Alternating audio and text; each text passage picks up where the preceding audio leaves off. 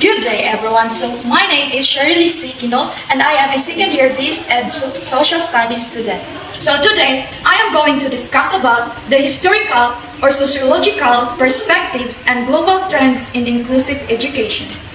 So before we proceed, I have here the objectives. At the end of the lesson, the students would be able to understand how special education has changed from separating students with disabilities to including them in regular classrooms and require important global trends in inclusive education. And as for create practical classroom activity that support inclusion and encourage positive behavior for students with disabilities. And for A is to build a supportive classroom environment where empathy, patience, and encouragement help students with disabilities feel included and grow. So first is the evolution of special and inclusive education. So the evolution of special and inclusive education has shaped modern educational practices, emphasizing the importance of equity and individualized support for students with disabilities. This journey has been influenced by historical beliefs, key pioneers, and the transition from segregation to inclusion. So next is, what is special education? So special education refers to individualized programs, curricula, and instruction designed to address the needs of students with disabilities. The intent of special education is to enable individuals with special needs to reach their fullest potential. Teachers and parents of students with disabilities understand the importance of providing an adequate and individualized education for every student to ensure academic success. This understanding is the product of continued efforts in education, as well as through teaching training. Next is the inclusive education. In recent decades, inclusive education has emerged as a pivotal concept in educational discourse worldwide. The journey of inclusive education encompasses a rich tapestry of historical developments, evolving perspectives, and future aspirations.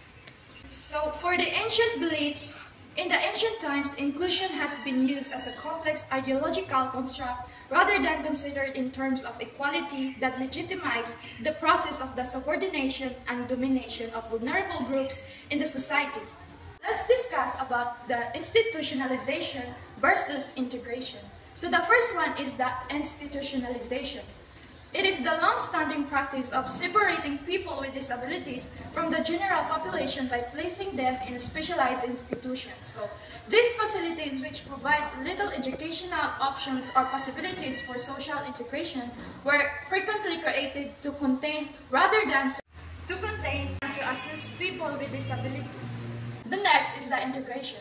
This started as a change in perspective with a focus on integrating people with disabilities into regular classrooms or community environments. This served as a model for inclusive education, which emphasizes curriculum and environment modification to accommodate a range of needs in addition to integration. Next is the transition from segregation to inclusive education. Transition from segregation to inclusive education. From the word segregation is the process by which children with special needs or disabled children are identified as a separate group and are educated in special schools in the company of other disabled children of the same category, being alienated from the parents, siblings, non-disabled peers, and their own community. Next is the inclusion. So inclusion is the process of bringing the handicapped children to the whole or to the society. The process begins by physical proximity. It contributes with mutual sharing of the physical facilities and progresses towards reduction of social distance. The reduction of the physical and social distance results in social integration in which the groups become equal partners in the community. So, educationists justify the inclusive type of education with the following points. The first one is the normal mental growth of child is possible. So here, the disabled gets the chance to enjoy along with normal children. Every child feels that he is in no way inferior to anyone. The second one is the social integration is ensured. Children get wider community integrated setup, and this is conductive for the disabled ones to learn social virtues along with normal ones. The third is less expensive. Keeping a disabled child in a normal class is much less expensive and more advantageous than placing him in a special setup. The fourth one is the integration is possible through inclusive education.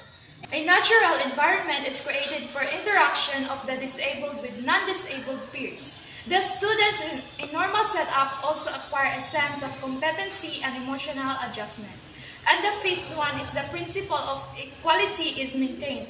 The very objective of equality can be maintained through inclusive setup so that no student should think himself inferior to others.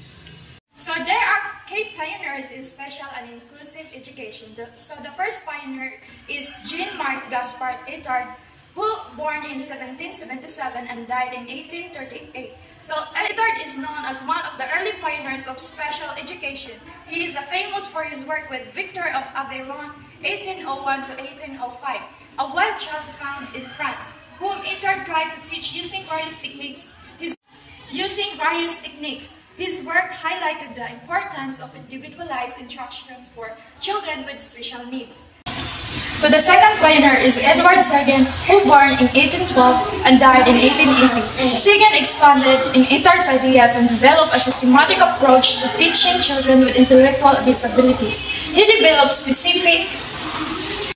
The next pioneer is Maria Montessori, who born in 1870 and died in 1952. Montessori developed a child-centered educational approach that emphasized the independence of children, including those with disabilities. Her educational philosophy focused on creating an environment where children could work at their own pace, which has been instrumental in shaping inclusive education practices. The next pioneer is Anne Sullivan, who born in 1866 and died in 1936. She is best known for being Helen Keller's teacher. Sullivan's work exemplified the potential for individuals with disabilities to thrive through appropriate education and individualized attention.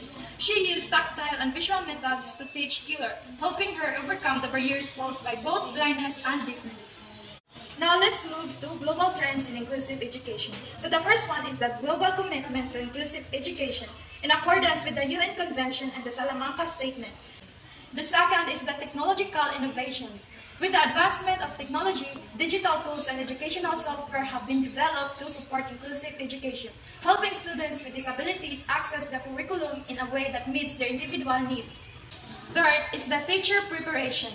There is a global focus on the need to train teachers to be equipped by the knowledge and skills to teach diverse learners, regardless of their abilities. The shift from segregation to inclusion focuses on breaking down barriers, ensuring social and academic integration, and maintaining equality.